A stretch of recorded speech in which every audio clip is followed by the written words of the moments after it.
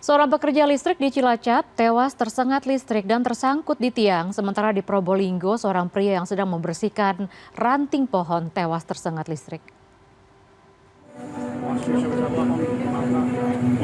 Seorang pekerja bernama Mujianto, warga Desa Pelanjan, Kecamatan Kesugihan, Cilacap, meninggal dunia akibat tersengat listrik pada Senin siang. Peristiwa bermula saat korban yang merupakan seorang pekerja kontraktor listrik sedang melakukan penyambungan kabel untuk instalasi baru sebuah rumah. Naas, korban tersengat aliran listrik dan meninggal dunia dalam posisi tergantung.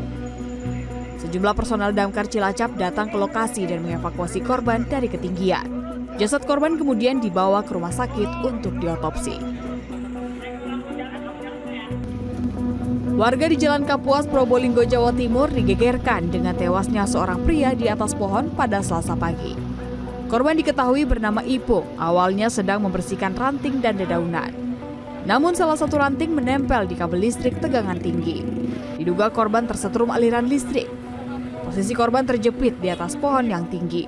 Akibatnya tim gabungan dari BPBD, PLN, polisi dan damkar kesulitan untuk mengevakuasi korban.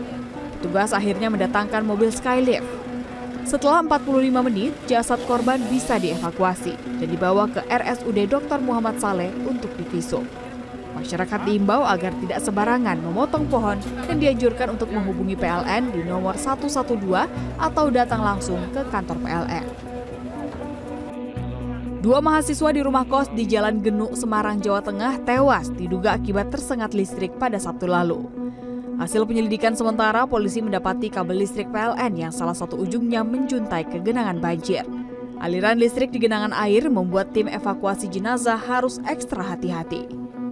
Polisi akan menyelidiki penyebab adanya arus listrik di genangan banjir. Sementara Selasa pagi, seorang teknisi bengkel juga tewas diduga akibat terkena sengatan listrik. Saat itu, korban mencolokkan kabel roll ke genset pabrik.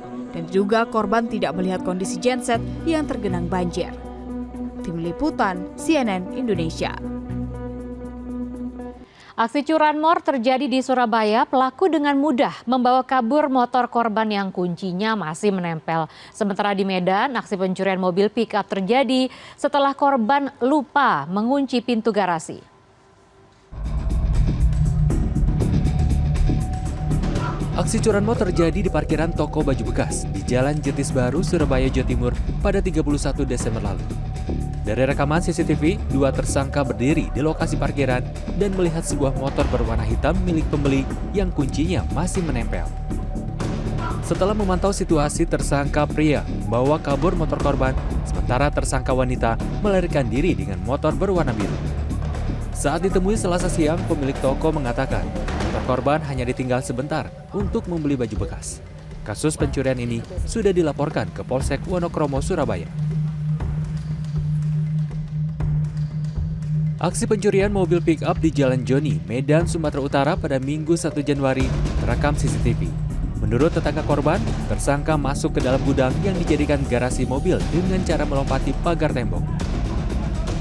Namun tersangka tidak bisa keluar membawa kendaraan curian karena pintu gerbang dikunci.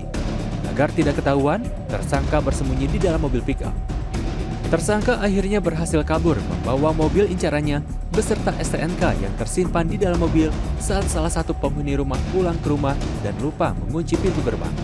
Kasus pencurian ini sudah dilaporkan korban ke Polsek Medan Kota. Tim Liputan CNN Indonesia.